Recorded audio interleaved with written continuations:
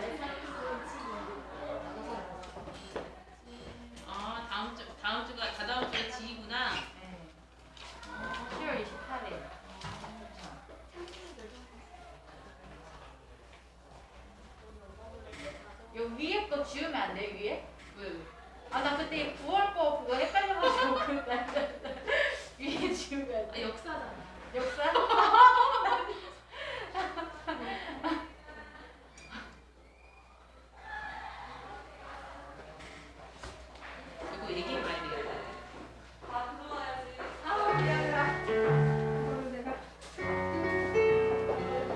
예배 드려야 되는데 예배 드릴 생각을 안 하네 우리 아버들이.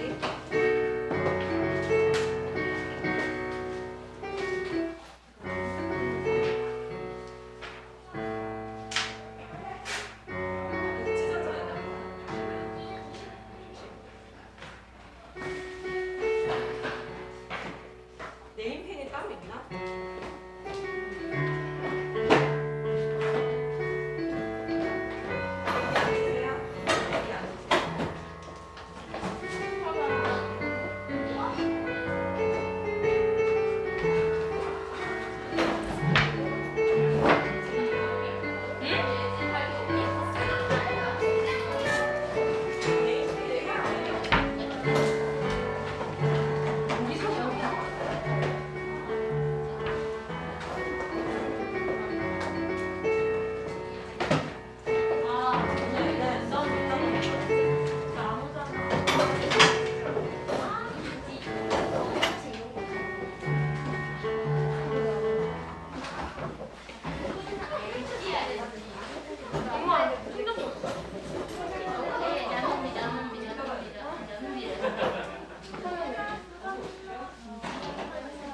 오랜만에 보네.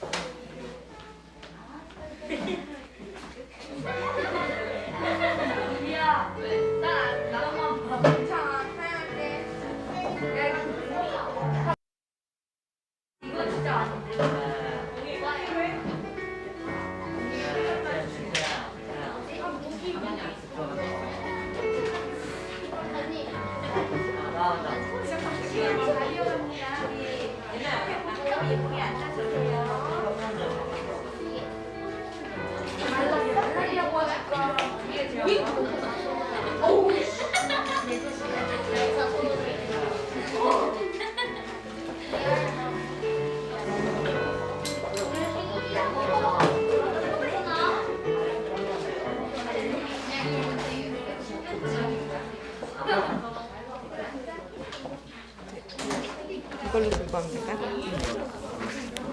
네.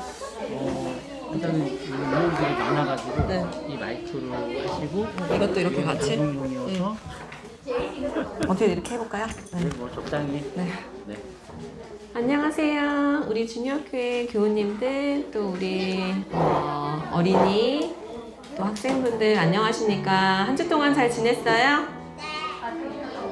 집중을 아무도 안 하네요. 집중 좀 해주세요. 이제 예배 시작을 해야 돼서 문도 닫아주시고 마음 좀 정돈해볼까요? 우리 온라인으로 출석한 친구들 또 있어서 소개를 하겠습니다. 우리 조수행 집사님 가족, 우리 예림이, 예은이 초청했고요. 우리 지연이랑 지용이도 들어온 것 같아요. 환영합니다. 이시원 사모님, 준성이 출석합니다. 석정현 집사님 가족, 황현이, 성훈이 출석합니다. 그리고 유나도 출석했어요. 은호랑 하은이도 환영합니다. 자, 우리 찬미를 불러보도록 할게요. 마음 정돈하시고요. 아직도 떠드시는 분들 많이 계신 것 같아요. 저보다 더 목소리가 크시네요. 네. 우리 137장 멋진 꿈 키워갈래요. 노래 부르시면서 마음 정돈하시겠습니다.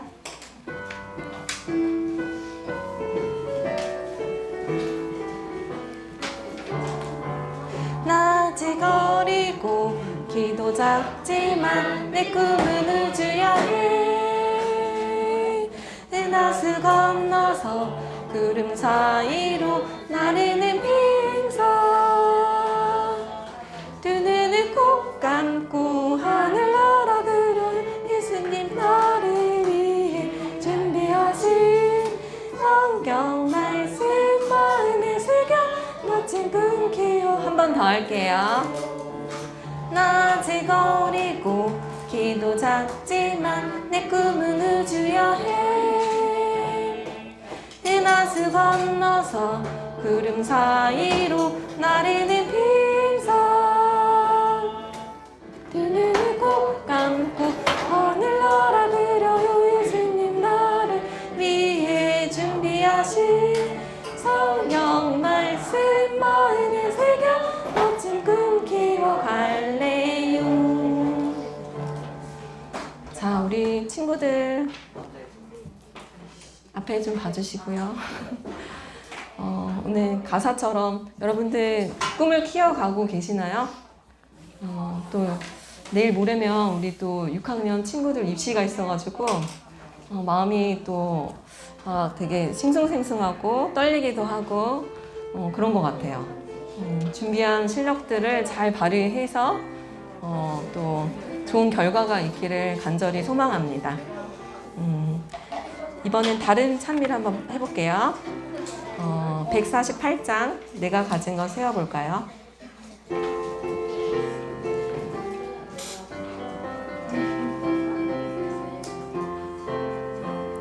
내가 가진 것 세어볼까요? 하나 둘 셋 넷 다섯. 많다고 자랑하지 말고 적다고 땅에 묻지 말아요. 하나부터 열까지 하나님께서 그 사랑 전하라고 주셨지요.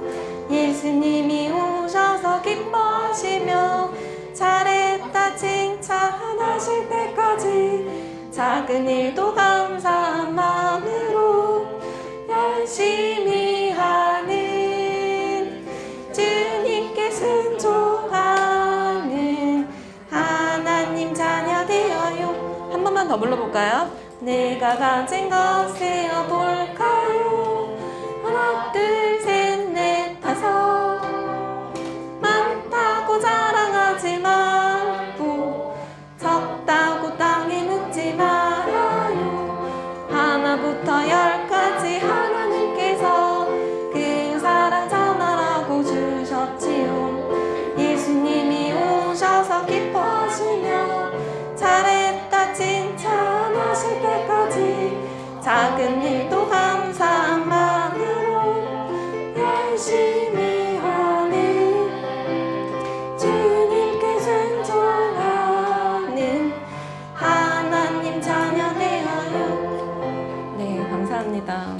오랜만에 이렇게 사회를 보니까 또 되게 새롭네요. 그동안 우리 연희 부장님께서 계속 수고를 해주셨는데 오늘 이렇게 함께 또 사회를 보게 돼서 하나님께 너무나 감사드립니다. 벌써 올해가 이제 2달하고 반 정도 남은 것 같아요. 그렇죠? 여러분들 한 주 동안 어떻게 잘 지냈나요? 아니에요? 효원이 아니라고 너무 바쁘고 공부하느라고 힘들었을 것 같아요. 우리 6학년 친구들은. 그래도 오늘 안식일이니까 모든 걸 다 하나님께 내려놓고 또 말씀을 듣는 귀한 시간이 되었으면 좋겠습니다. 우리 기도하고 또 말씀 듣는 시간을 가져보도록 할게요. 두 손 모으고 눈 감고 기도하겠습니다. 사랑과 은혜가 충만하신 하늘에 계신 하나님 아버지, 한 주 동안 저희들을 건강하게 잘 지켜주셔서 감사드립니다. 바쁘고 또 해야 할 것들이 많이 있고 또 여러 가지 걱정도 많고 하지만 하나님 이 시간 저희들 하나님께 모든 것을 내어놓는 그런 귀한 시간이 될 수 있도록 도와주세요. 또 우리 6학년 친구들 입시 앞두고 많이 긴장하고 있는 것 같습니다. 하나님께서 내일 모레 시험 보는 그날까지 하나님께서 아프지 않고 또 그동안 공부한 것들을 잘 되새겨서 문제도 잘 풀고 모든 결과들이 잘 나올 수 있도록 하나님께서 인도해 주세요. 또 아이들을 위해서 힘써 주신 또 부모님들 노고에 더욱더 최선을 다하고 더욱더 하나님께 영광 돌리는 삶이 될 수 있도록 하나님 역사하여 주세요. 지금은 시작하는 시간입니다. 우리 말씀을 듣기 전에 성령 하나님 역사하여 주시고 사단이 틈타지 않을 수 있도록 인도해 주세요. 마치는 시간까지 함께해 주실 것을 믿고 감사드리며 예수님 이름으로 기도드립니다. 아멘. 네, 목사님 나오셔서 이제 말씀해 주실 거예요. 잘 들어보겠습니다.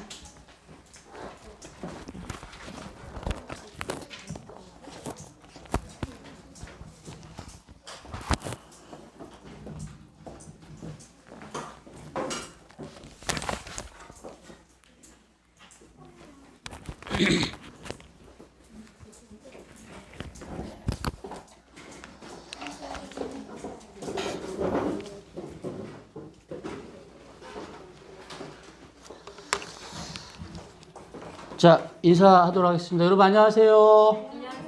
안녕하세요. 우리 현장의 친구들, 목사님 얼굴 봅시다. 자, 반갑습니다. 오늘이 지훈이 생일이라고요? 야, 자, 지훈아 생일 축하한다. 시작. 지훈아 생일 축하한다. 지훈아 어떤 선물 받고 싶니?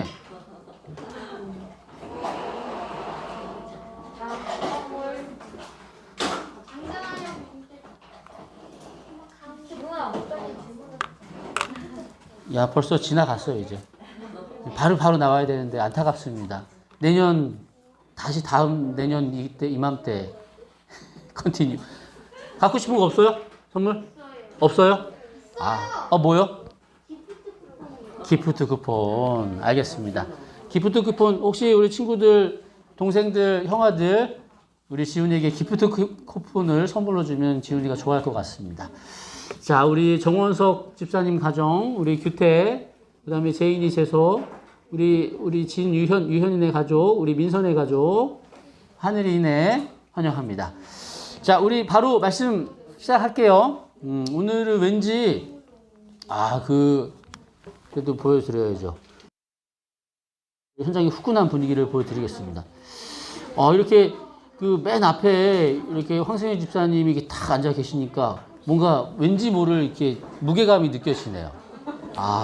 좋습니다.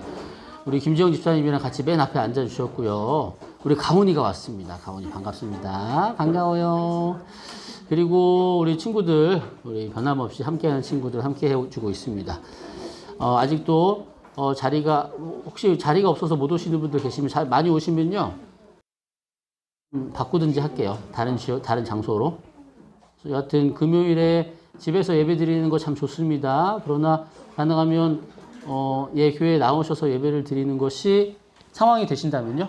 더 좋을 것 같다는 생각이 듭니다. 자, 오늘은요. 우리가 기억해야 할 것이라는 제목으로 함께 말씀을 좀 나눠보도록 하겠습니다. 약간 좀 멀리 떨어뜨릴게요. 이게 조금, 자, 제가 좀 앞으로 가겠습니다. 현장 위주로 갈게요. 우리 현장에 메리트가 좀 있어야죠. 막 질문도 하고 선물도 주고 해야 되는데 선물은 없습니다. 자, 우리가 해야 될 것 오늘은 내일이 뭐 하는 날인지 아세요? 내일 교회에 어떤 행사가 있는지 아세요? 강우네 반갑습니다. 입시기회는 이제 잠시 후에 있을 것이고요. 내일은 성만찬 예식이 있는데, 자, 성만찬 예식 관련해서 우리가 좀 생각해 볼 것들이 있어서 함께 말씀을 좀 보도록 하겠습니다. 자, 여러분, 이 동상, 누구 동상일까? 몰라요. 당연히 모르겠죠? 자, 여러분, 한국이 아니고 전 세계에서 가장 유명한 대학이 어디예요? 하버드. 예, 하버드예요. 하버드. 존 하버드라는 인물의 동상입니다. 이 동상 밑에 이렇게 잘 안 보이죠? 이렇게 써 있는데 이게 뭐냐면, 잘 안 보이죠? 존은 아니고, 존 하버드라고 써 있고, 이 파운더라고 돼 있고, 그 다음에 여기 보면은 잘 안 보이지만 1638년으로 되어 있어요. 자, 이 하버드 동상은 유명해요. 여러 가지로 유명해요. 그 중에 한 가지 유명한 건 뭐냐면, 여기 안에 진짜 하나도 없대요. 첫 번째 설립자, 이게 파운더가 설립자인데, 하버드가 설립자가 아니고 하버드가 최초의 기부자래요. 그리고 설립 연도도 1636년에 하버드 대학이 만들어졌대요. 그리고 동상, 여기 나와 있는 동상도 이 사람이 존 하버드가 아니래요. 이 동상이 하버드가 죽은 다음에 한 200년 정도 후에 만들어졌대요. 그래가지고 그 당시에 하버드 대학교 다니던 한 학생을 모델로 해가지고 만든 동상이라고 합니다. 이 하버드 동상에 또 유명한 거는 뭐냐면 다리 쪽을 보세요. 짜잔. 자, 여기 색깔이 좀 다르죠? 이게 왜 이렇게 됐을까? 이게 잘 안 느껴지겠지만 이게 노 청동이잖아요. 색을 칠했는데 이게 벗겨져 가지고 이게 반짝반짝 하는 거예요. 근데 왜 반짝반짝 하냐면 이 왼쪽 이 끝을 만지면 이 만진 사람 아니면 만진 사람 자녀들이 하버드 대학에 갈 수 있대요. 서예 반갑습니다. 시아 반갑습니다. 그런 그 전설 같은 이야기가 있대요. 그래가지고 하버드 대학에 가면 반드시 존 하버드 동상에 가가지고 여기에다가 손을 얹고 사진도 기념 사진도 찍고 꼭 한 번씩 만지고 간다는 거예요. 원래 이 존 하버드가 처음에 이제 청교도 목사님인데 그 신대륙으로 큰 꿈을 가지고 왔죠. 그런데 병에 걸려가지고 얼마 못 살고 죽을 수밖에 없게 되었대요. 그래가지고 그가 가지고 온 300권의 책을 이 학교에 기증하면서 이 기증문을 하나 썼다는데요. 이게 조금 길긴 한데, 저는 굉장히 큰 꿈이 있었는데 주께서 나를 부르시는 것 같습니다. 이제 곧 죽을 거라는 것이죠. 내가 이 땅에서 이루지 못한 꿈을 후학들을 통해서 이루기를 기대합니다 하면서 내 책을 기증하는데 이 책으로 말미암아서 많은 훌륭한 사람들이 이 땅에서 만들어지고 길러져서 이 땅을 풍성하게 하고 인류에 이바지하는 위대한 거인들이 나타나기를 기대합니다 라는 이렇게 글을 쓰고 300권의 책을 학교에 기증한 거예요. 그래서 이 글을 보고 감동한 이 학교 관계자들이, 승빈이 반갑습니다. 관계자들이 그것을 기념하기 위해서 이 동상을 만든 거예요.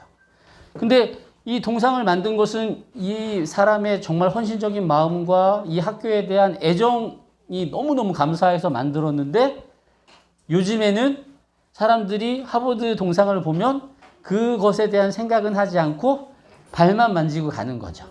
네. 왼 발만 만지고 가는 거예요. 자, 우리가 생활하다 보면 처음에는 그렇지 않았는데 어느 순간부터 의도와 다른 방향으로 이렇게 진행되는 일들이 있어요. 이런 하버드 동상의 취지와는 다르게 시간이 지나면 지날수록 이 왼쪽 발끝에만 신경을 쓰게 되는 그런 일들이 있죠. 그리고 또 한 가지, 이거 옛날에 목사님이 한번 설교 때 보여준 건데 누가 나오는지 잘 보세요. 야, 전지우, 너야 너. 이게 지우가 몇 살 때게? 지우가 9살 때. 9살 때면은 8, 9, 2학년 때네, 2학년 때. 자, 이게 되게 한 번만 더 보여줄게요. 야, 한비 누나가 이게 친구 돼준다고 이렇게 타자도 역할도 해주고, 장로님이 또 받아주고, 자, 여러분, 우리 지우 이제 형아가 됐는데, 지우의 폼이 어때요? 어때요? 멋져요. 여러분, 야, 이게 유명한 이게 투수들의 폼이랑 비슷해요. 근데 여러분 다리를 왜 드는지 알아요, 몰라요? 다리 왜 들까? 이제 공을 정말 힘있게 던지기 위해서는 이렇게 들어서 체중을 앞으로 올리면서 딱 던져야지 굉장히 강하게 던질 수 있거든요. 많이 본 거야. 규리랑 유진이 반갑습니다. 우리 지우가 많이 봤어. 투수들이 던지는 거 많이 봤어. 그래가지고 이렇게 잠깐. 이렇게 하는 거야. 하려고. 그래서, 어때? 체중이 실릴 것 같아요? 자, 우리 어린이들은 당연하지. 9살 어린이가 뭘 알겠어. 투수들을 보고, 그렇게 던지는구나 하고 따라 한 것이죠. 그런데 예를 들어서 이 지우에 대해서 이야기를 한 것이지만, 여러분들, 우리가 살아가면서 의미를 모르고 그냥 흉내내는 일들도 되게 많아요. 이걸 왜 하지? 몰라. 사람들이 하니까 하는 거야. 이걸 왜 이렇게 하지? 몰라. 그냥 사람들이 하니까 따라 하는 거야. 그 이유도 잘 모르고. 그런 일들이 되게 많아요. 근데 우리들의 신앙생활에도, 하나님 믿는 그 신앙생활에서도 그런 일들이 있어요. 이거 왜 하지? 몰라. 그냥 하니까 하는 거야. 예배 드릴 때 왜 일어서지? 몰라. 일어서니까 일어서는 거야. 왜 처음에 첫 찬미는 항상 하나님에 대한 찬미를 하지? 몰라. 그냥 하라니까 하는 거야. 그냥 하라니까 하는 것, 해왔으니까 하는 것들이 생각보다 많아요. 그런데 여러분들의 삶 속에서 하나하나의 의미를 찾고 그 의미를 이해하고 생활하지 않으면 결국은 그것은 그냥 습관이 되고 별 의미 없는, 여러분들의 신앙에 별 도움이 안 되는, 어떨 때 보면 거추장스러운 것이 될 수도 있습니다. 자, 내일 우리가 성만찬 예식이 있는데 성만찬 예식도 그런 느낌이 있어요. 여러분, 성만찬 예식이 뭐 하는 거예요? 뭐 하는 거예요?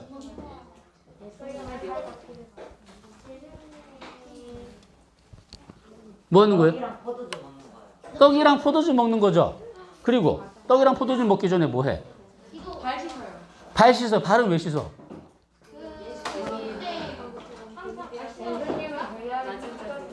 발 씻는 거 좋아, 안 좋아요? 요즘에는 성만찬 예식 발 씻는 거 귀찮아가지고 안 하시는 분들도 되게 많은데, 자, 오늘은 성만찬 예식이 어떻게 제정이 되었고 그것을 어떤 마음으로 진행해야 될지 한번 우리가 살펴보도록 하겠습니다. 여러분, 지난번에 살펴봤던 내용이에요. 그 예수님께서 또 잘렸네. 잠깐만요. 자, 메뉴 화면 크기, 그 다음에 원본 크기로 가겠습니다.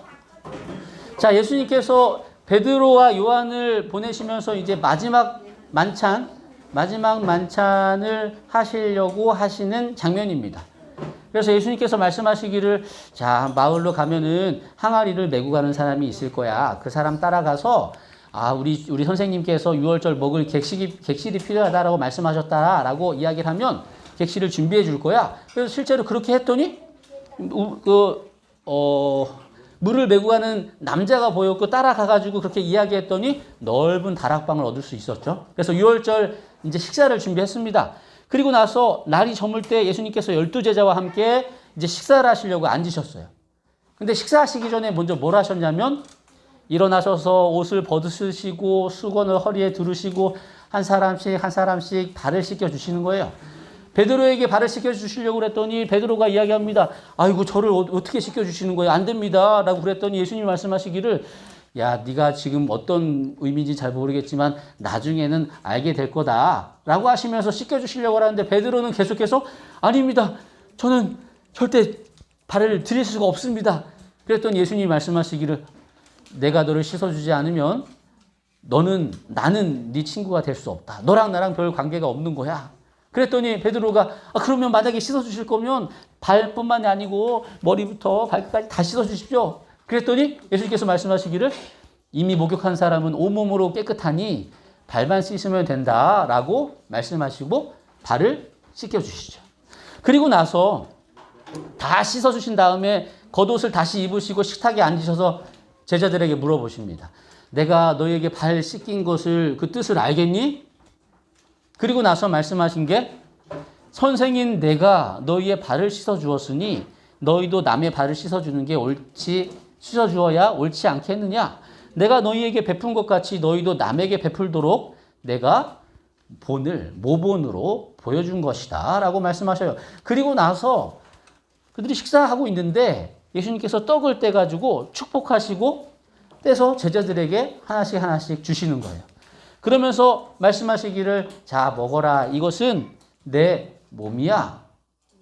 그리고 포도즙을 가지시고 감사기도 하시고 그들에게 또 한 잔씩 따라주시면서 말씀하시기를, 이거는 내 피야. 라고 말씀하시는 거예요. 그리고 나서 내가 이제 지금 마시고 나서 이제부터 내 아버지의 나라에서 새 것으로 너희와 함께 마시는 날까지 마시지 않을 것이다. 예연이? 예연이 반갑습니다.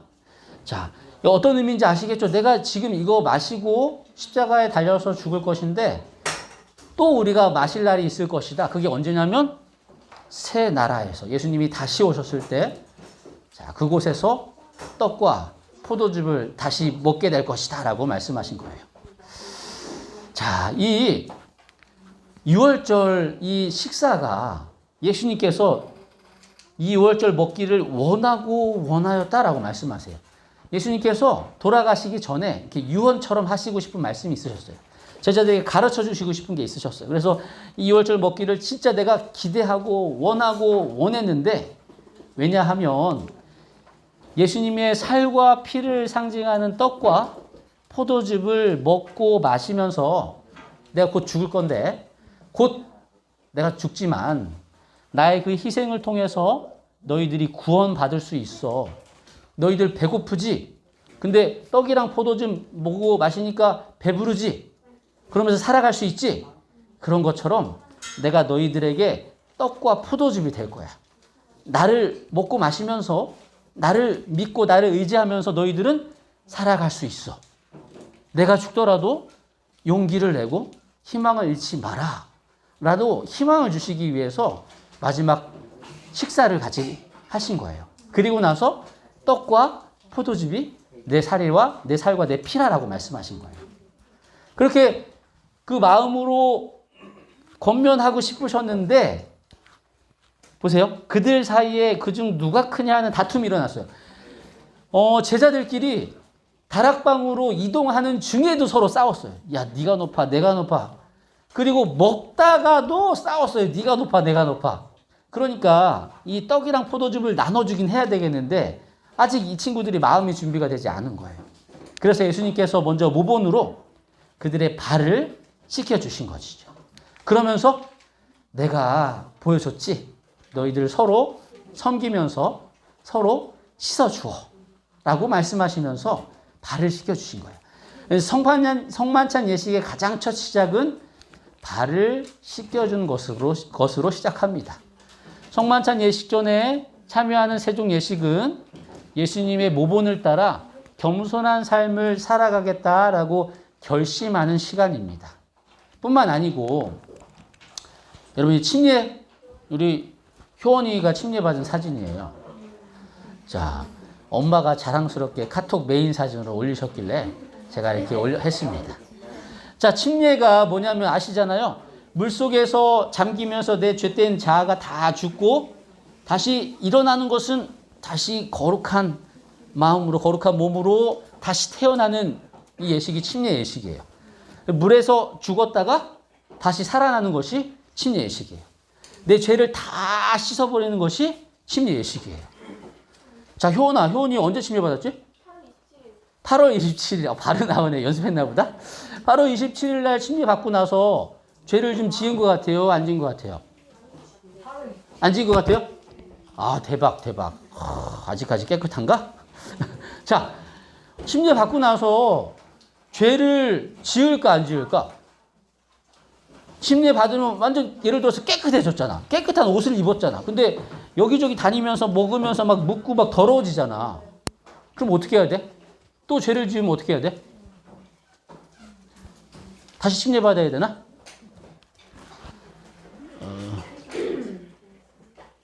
잠시만요. 자, 침례 받은 다음에 죄를 짓습니다. 그런데 죄를 지었다고 해서 다시 침례 받을 필요는 없다고 예수님이 말씀하시는 거예요.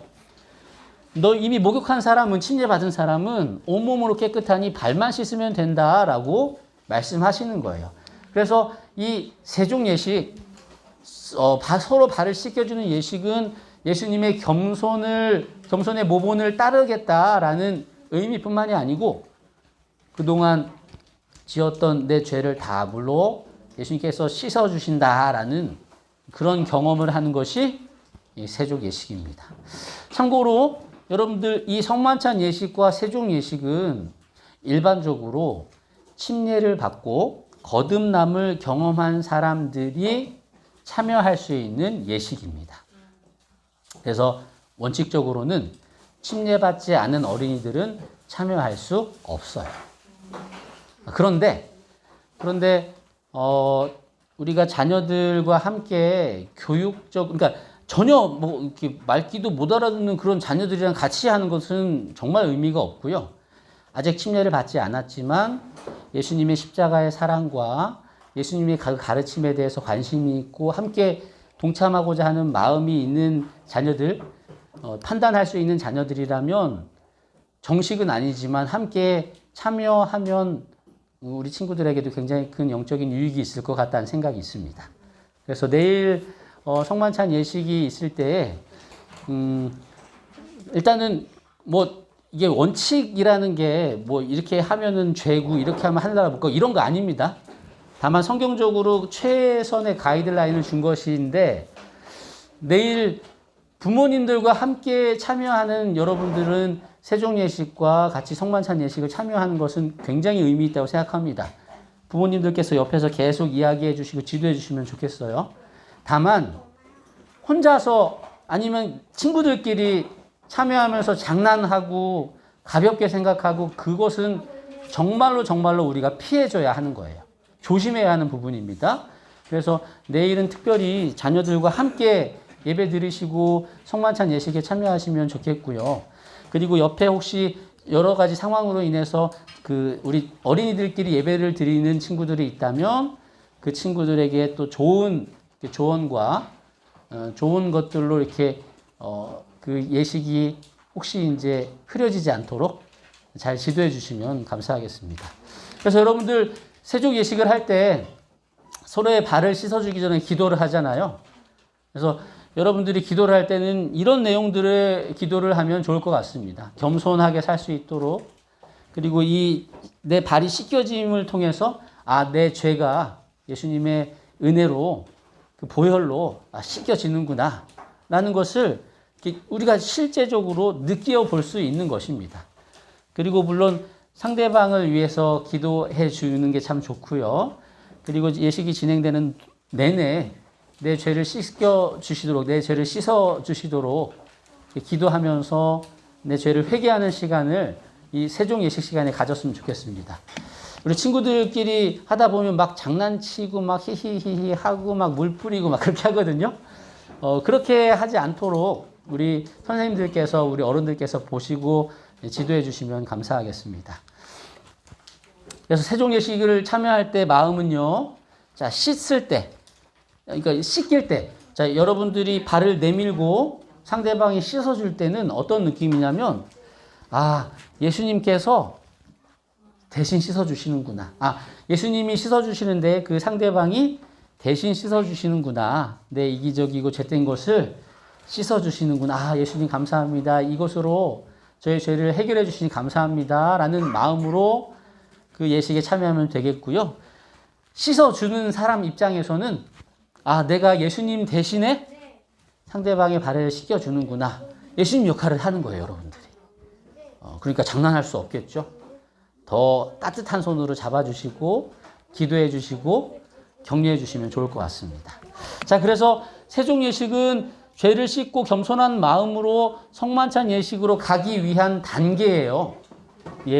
씻을 때는 예수님을 대신하는 마음으로, 씻김을 받을 때는 예수님께서 나를 씻어주신다는 마음으로 예식에 참여하셔서 진짜로 여러분들 예수님의 손길을 경험하시면 좋겠습니다. 자, 그리고 이제 예수님께서 떡을 떼서 나눠주시고 포도즙 잔을 나눠주시는 장면이 나오죠. 그러면서 말씀하시기를 이것은 내 살이고 이것은 내 피라라고 말씀하시는데, 이 예수님의 찢겨진 몸을 그리고 흘리신 피를 떡과 포도즙이 상징한다는 것이죠. 그래서 그분의 희생을 마음에 새기고 구원의 의미를 되새기는 시간이 이 성만찬 예식 시간이에요. 물론 이게 상징입니다. 사실이 아니에요. 가톨릭에서는 이게 정말 그 예수님의 살과 피로 입으로 들어가는 순간 변한다라고 그렇게 이제 이해하고 그렇게 생각을 하는데, 그렇지 않습니다. 그냥 상징이에요. 예를 들어서 여러분들이 그냥 먹는 것은 비스킷 같은 딱딱한 비스킷 같은 거고요. 마시는 것은 정말 소량의 포도즙이에요. 그러나 그것이 정말 예수님의 살과 피라고 생각하고, 이 피로 말미암아, 이 살로 말미암아 내가 내 죄사함을 받았구나. 내가 은혜를 입었구나. 이분 덕분에 내가 살아가는구나. 라는 마음으로 예식에 참여하시면 좋겠어요. 이 성만찬 예식은요, 첫 시작은 제사 제도로부터 시작되죠. 여러분, 제사 제도가 뭔지 알죠? 죄를 지었을 때, 지금 말고 옛날에 죄를 지었을 때 죄를 용서받는 방법은 한 가지밖에 없었어요. 성막에 가서 양을 끌고 가서 양에게 내 죄를 다 전가하고 그리고 양을 죽이는 거예요. 제사장이 그 양의 피와 양의 그 죽은 사체를 태워서 번제를 드리기도 하고, 이 피를 회막에 성막에 뿌리기도 하고 해서 내 죄가 이 죄 없는 양에게로 이어져서 이 양이 죽은 덕분에 내 죄가 사해지는 것. 예수님께서 우리 죄를 사해 주시는 그런 표상을 양을 통해서 보여주신 거예요. 그리고 나서 얼마 후에 이제 이스라엘 백성들이 출애굽할 때, 이집트를 탈출할 때 마지막 열 번째 재앙, 장자들이 죽는 재앙을 피하기 위해서는 양을 잡아서 양의 문설주와 임방에다가 발랐어야 됐어요. 이 피를 바르면 그날 밤에 죽음을 관장하는 천사가 이 피를 보면 이 문을 지나가요. 지나가는 거, 패스 오버. 2월절을 패스 오버이라고 한대요. 그리고 피가 없으면 들어가서 첫 번째 태어난 것들을 무조건 죽이는. 그래서 나는 뭐 한 거 없어요. 양이 죽어서 피가 발라지니까 죽음을 피하게 된 것. 이것도 예수님의 희생으로 말미암아 우리가 구원받을 수 있는 것을 표상하는 것이지요. 그리고 나서 약 2000여 년 전에 진짜 실체이신 예수님께서 이 땅에 오셔서 진짜로 십자가에 달려서 돌아가셨죠.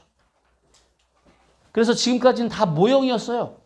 근데 진짜가 돌아가셨어. 그리고 나니까 이런 모형들은 다 필요가 없게 되었죠. 그리고 나서 예수님께서 말씀하시기를 기념하라, 기념하라. 내가 다시 올 때까지 기념하라. 무엇을? 예수님의 희생을 기념하라는 거예요. 자, 여러분, 창조를 기념하기 위해서 우리가 뭘 지키고 있습니까? 안식일을 지키고 있어요. 자, 그러면 예수님의 십자가의 희생을 기념하기 위해서 우리는 뭘 하고 있죠? 여러분, 안식일이 중요해요? 예수님의 십자가의 희생이 중요해요? 너무 웃긴 질문이죠. 아빠가 좋아, 엄마가 좋아, 그런 질문이랑 같은 건데 둘 다 중요합니다.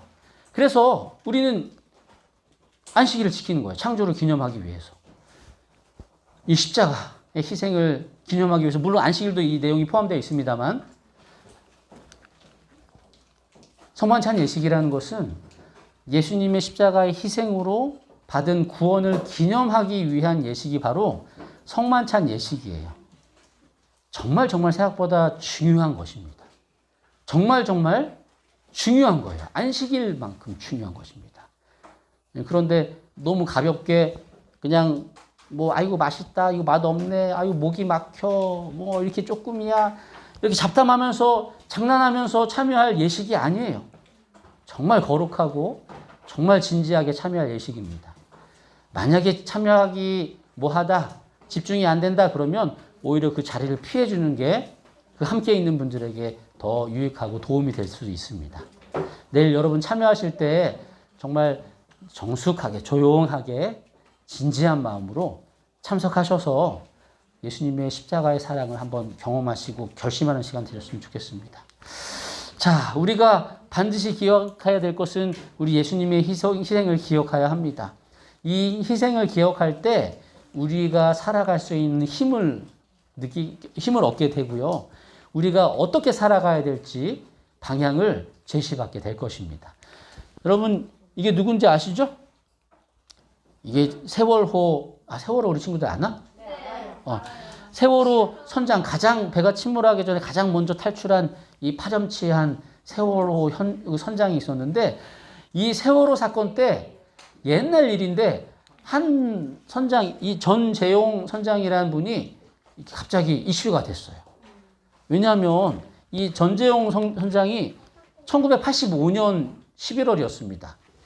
이제 400톤급 원양어선, 참치잡이를 하는 원양어선인데 가득 참치를 잡고 이제 부산으로 돌아가던 길이었습니다. 광명 87호. 근데 가다가 이 망망대해, 아무것도 안 보이는, 육지도 아무것도 안 보이는 망망대해를 가고 있는데 보트 한 척을 발견하게 돼요. 근데 이 보트가 무엇이냐면 베트남이죠. 베트남 사람들이 공산화가 돼가지고 그 공산화 압제에서 피하기 위해서, 망명하기 위해서 보트를 타고 그냥 무작정 나온 거예요. 그래서 다른 나라에게 구조가 되면 거기서 망명을 할 수 있는 거예요. 피할 수 있게 되는 거예요. 공식적으로, 합법적으로. 근데 이 배의 상황이 어땠냐면 딱 그때가 해질 무렵이었어요. 파도가 5에서 6m 정도 높이였대요. 굉장히 높죠. 여러분, 5m면은 이 건물이 한 10m쯤 될까? 잠깐만. 한 4층 되니까 3, 4, 12. 한 10m 좀 더 되겠다. 한 2층 정도 그거보다 조금 더 되는 높이의 파도가 있는 거예요. 야, 작은 배가 버틸 수 있을까? 곧 침몰할 수밖에 없게 됐죠. 근데 그 안에서는 배는 엔진이 고장이 났고 음식은 떨어진 지 3일째고 설상가상으로 보트의 한 부분에서 구멍이 나가지고 물이 새는 거예요. 한쪽에서 물을 막 퍼내고 있고 거기에 몇 명이 타고 있었냐? 96명. 사람이 가득 타고 있었던 거예요. 그래가지고 한국 본부에다가 이제 무전을 합니다. 아, 이렇게 난민들을 만나는데 어떻게 하면 좋을까요? 뭐라고 했을까요? 당연히 신경 쓰지 말고 와라. 공연히 데리고 오면 문제가 생긴다. 근데 여러분 같았으면 어떻게 했을 것 같아요? 여러분들이 선장이었으면은 그 사람들을 구조했을 것 같아요? 아니면 문제가 생기니까 그냥 모른 척하고 지나갔을 것 같아요? 도와줬을 것 같아요? 야, 한번 봅시다.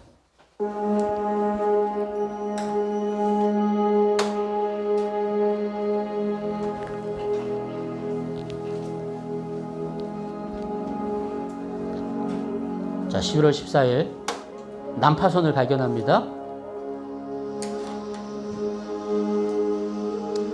보트피플이었대요.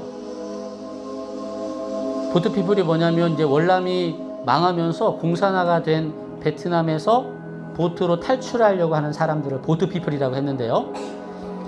그 가까운 나라의 입국 거부와 강제 송환 등 때문에 되게 문제가 있었어요. 그런 보트피플을 이제 전재용 선장이 만났습니다. 회사에서는 신경 쓰지 마라. 마음속에서는 구해줘야 되는데 고민합니다. 그리고 나서 지나쳐 가요. 이 사람들 이제 죽음을 기다릴 수밖에 없게 되죠. 근데 어느 정도 가다가 이 전재용 선장은 배머리를 돌려서 다시 이 보트피플들을 구하러 옵니다.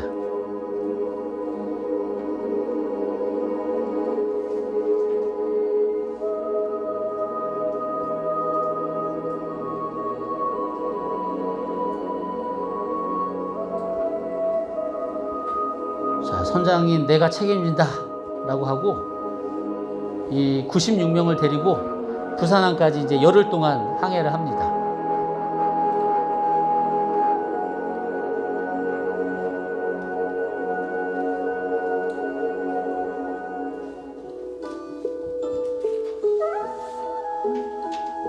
뭐 선원이 얼마 됐겠어요. 거기에서 96명이 더 추가돼서 생활을 하려니까 정말 쉽지 않은 상황이죠. 25명이었네요, 선원이. 25명이 먹을 열흘치 식량이랑 물로 96명 플러스 25명이 먹고 살았어야 되는 거예요. 열흘 동안. 당연히 음식도 금방 떨어졌겠죠? 그래도 우리 선장은 계속해서 두려움에 떠는 염려하는 이 베트남 사람들을 안심시키고요. 위로하고요.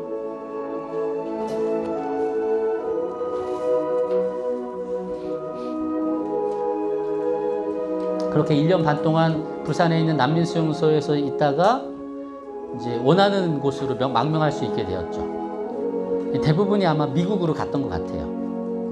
이 피터 누엔이라는 사람도 미국에 가서 이제 간호사로 일을 시작했죠. 그리고 이 사람은 그 생명의 은인인 그 전 선장님을 찾고 결국은 17년 동안 찾다가 연락이 됐어요.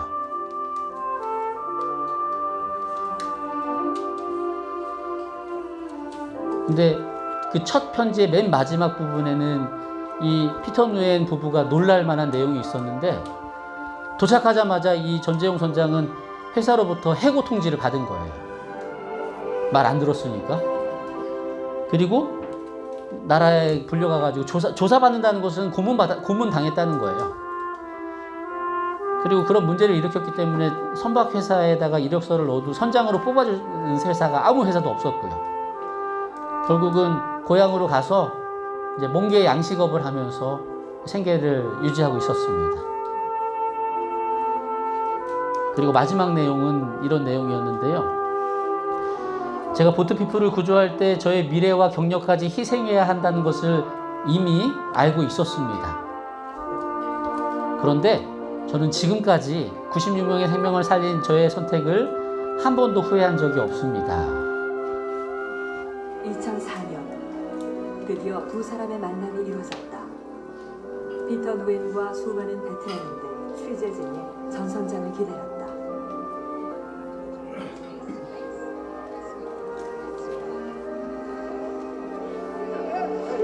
한눈에 전선장을 알아보고 뛰어나가는 피터 누엔.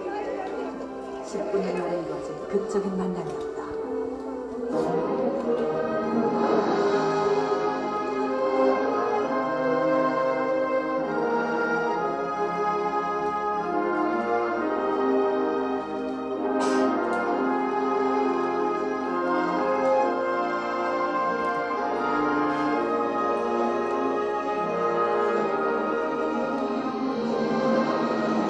예, 뭐 이런 내용입니다.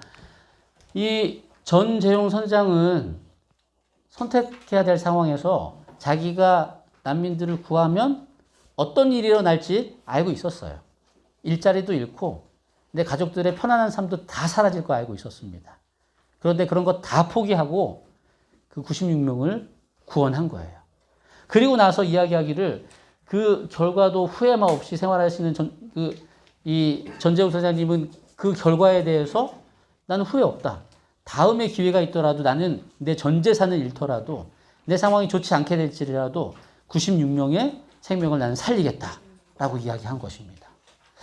그러면서 세월호 때 세월호를 버리고 도망간 그 선장과 자기의 모든 것들을 걸고 96명을 지킨 전재용 선장이 이제 비교가 되면서 이슈가 된 적이 있었죠.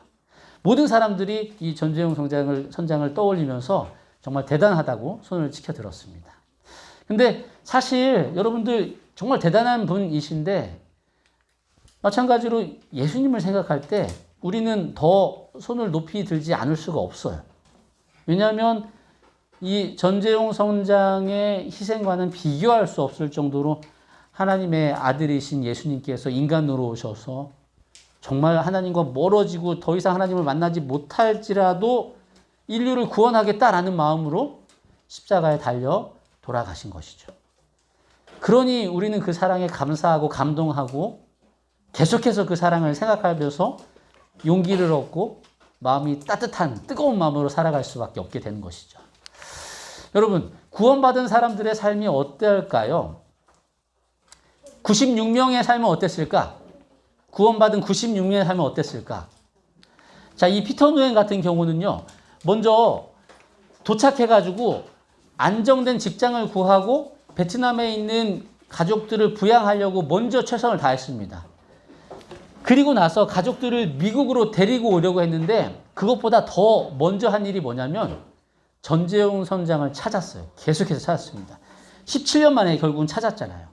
그리고 나서 한 1000여 명들이 모여가지고 이 전재용 선장을 환영하면서 감사를 표현했죠. 그런데 마지막에 이 전재용 선장님이 귀국하기 전날 이 피터 누엔이 심각한 표정으로 온 거예요. 그리고 나서 먼저 사과합니다. 정말 제가 고백해야 될 게 하나 있습니다. 지난번에 제가 편지 드릴 때 우리 전 선장님께서 구원해 주신 96명 모두가 우리 선장님을 기다리고 있다고 말씀드렸잖아요. 근데 사실은 그게 아니었습니다. 10명 정도가 우리 생명의 은인이신 우리 전재용 선장님이 오신다고 내가 그렇게 이야기를 했음에도 불구하고 이 10명 정도는 바쁘다는 이유로 관심을 보이지 않았대요. 그래서 그 사실을 보고 너무너무 가슴이 아팠고 너무너무 미안했고 그래서 돌아가시기 전에 제가 대표로 사과드리고 정말 죄송하다고 그러나 너무너무 감사하다고 표현하고 싶다고 그 말을 한 것입니다. 은혜로 구원받은 96명이 있어요. 그런데 그 은혜에 감사하는 사람이 있지만 한편으로는 그 은혜에 감사하지 않는 사람이 있습니다. 자, 우리도 마찬가지예요. 예수님의 은혜로 우리가 구원받았어요. 근데 그 구원에 대해서 정말 감사하며 감격하며 행복하게 살아가는 사람이 있는가 하면 별 생각 없이 그럴 수 있지. 아니면 아유 나 바쁘니까, 나 공부해야 되니까, 나 출세해야 되니까, 나 잘 살아야 되니까, 나 안정돼야 되니까 그거 먼저 생각하면서 그 은혜를 생각하지 않는 사람이 있다는 것입니다. 근데 구원받은 사람으로서 먼저 우리가 해야 될 것은 기억하는 거예요. 그 은혜를 기억하는 거예요. 그 십자가를 기억하는 거예요. 그 사랑을 기억하고 그 사랑에 감사하는 예식이 바로 성만찬 예식입니다. 여기 보면은 신자들이 이 의식을 거행하려고 모일 때 인간의 눈에 보이지 않는 사자들이 함께 참석한다. 하나님의 천사들이 그 자리에 함께 한대요. 그리스도께서는 성령을 통하여 당신이 친히 세우신 의식을 시인하려고 그곳에 계신다. 성령 하나님도 그곳에 계신대요. 내일 우리가 성만찬 예식을 거행할 때 그곳에 하나님의 천사들과 성령 하나님이 함께 하신다는 것입니다. 여러분 기대되지 않나요? 여러분 부디 내일 그 함께 하시는 성령 하나님께서 주신 그 감동을 느끼셨으면 좋겠습니다. 그 감사를 표현하셨으면 좋겠어요. 성만찬 예식은 성령이 함께 하시고요. 우리가 구원받은 것에 대한 기념한 날이고요. 예수님의 재림을 고대하게 합니다. 왜냐하면 예수님께서 다시 내가 언제 떡과 포도즙을 다시 먹을 거냐면 너희들 다시 내가 부활해서 다시 왔을 때 주겠다고. 예수님 재림하실 때까지 우리가 이 일을 하게 되는 것입니다. 그리고 그리스도 안에서 연합을 경험한다는 것은 무엇이냐면 여러분들 잘 안 보이겠지만 그 떡이 쿠키 같은 건데 원래 한 덩어리예요. 근데 처음에 이제 앞에 이렇게 딱 나와 있는데 떡 분배하기 전에 담임 목사님이랑 장로님들이 이 떡을 이렇게 다 쪼개요. 원래 하나였어. 근데 쪼개가지고 여러분들이 하나씩 먹는 거야. 원래 한 몸이었어. 예수님의 몸이 나누어져서 우리가 먹게 되는 거예요. 우리는 나눠져 있지만 예수님이 한 몸을 먹게 되고 우리가 하나 될 수 있다. 하나 되는 경험을 하는 것입니다. 이거 넘어갈게요. 자, 정리를 하겠습니다. 성만찬 예식은 우리가 구원받은 것에 대한 감사하는 예식이고요. 재림의 소망을 더 크게 하는 예식이고요. 우리가 하나 될 수 있는 예식입니다. 그래서 여러분 내일 우리 성만찬 예식 기대하면서 오늘 밤에 내일 성령 하나님이 함께 하심으로 제가 하나님의 사랑을 느낄 수 있도록 해주세요. 제 죄를 다 씻는 경험을 하게 해주세요. 그리고 예수님의 사랑을 경험하고 체험하는 시간 되게 해주세요. 기도하시면서 오늘 잠자리에 들면 좋겠고 내일 그렇게 거룩하고 행복한 예식에 참여하는 저와 여러분들 되시기 바라면서 오늘 말씀을 마치도록 하겠습니다. 자, 기도하겠습니다. 사랑의 아버지 하나님, 저희들을 사랑해 주셔서 감사합니다. 그런데 저희는 너무 바빠서, 살기에 바빠서, 시험 준비에 바빠서, 돈 벌기에 바빠서, 일하기에 바빠서, 더 급한 일 때문에, 이것 때문에 급해서, 저것 때문에 급해서 하나님을 뒤로, 하나님의 사랑을 뒤로 제껴둔 일이 얼마나 많은지 참 죄송스럽고 죄송스럽습니다. 그런데 내일 하나님의 사랑을, 예수님의 사랑을 다시 한번 경험할 수 있는, 우리의 죄를 씻을 수 있는 성만찬 예식을 준비해 주셔서 감사합니다. 주신 그 예식의 의미를 저희들이 잘 생각하면서 내일 기쁜 마음으로, 경건한 마음으로 그 예식에 참여하여 우리들에게 크게 영적인 유익이 될 수 있도록 도와주시옵소서. 오늘 이 밤 우리와 함께 해주시고 우리 6학년 친구들 또 내일 모레 있을 시험에도 하나님 함께 해주셔서 시험에 대한 결과보다는 또 이 시험 덕분에 더 많은 노력을 하게 되었고 더 하나님께 매달릴 수 있도록 기회를 주심에 감사드리며 이 기간을 마무리 지을 수 있도록 도와주시옵소서. 감사드리며 사랑의 예수님 이름으로 기도드립니다. 아멘. 감사합니다. 예배 후에 이제 본당에서 저희들 우리 입시생들을 위한 기도회가 준비되어 있습니다. 예정되어 있습니다. 함께 하실 수 있는 분들은 함께 하시면 좋겠습니다. 오늘 좋은 밤 되십시오. 내일 뵙겠습니다.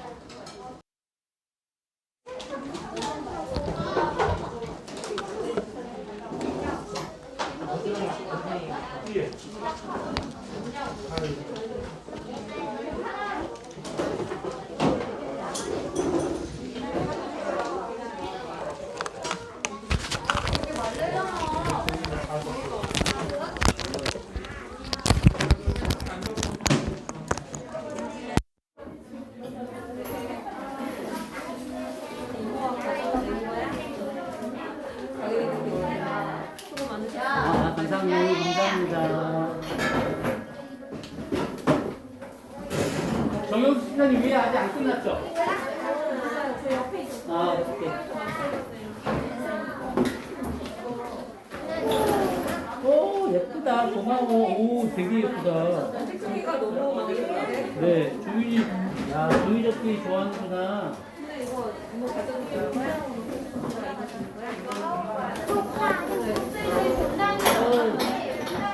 지금 끝났어요? 오, 감동했어요. 수고했어요. 내일 봐요. 선생님 저희 본당이에요? 네, 본당입니다.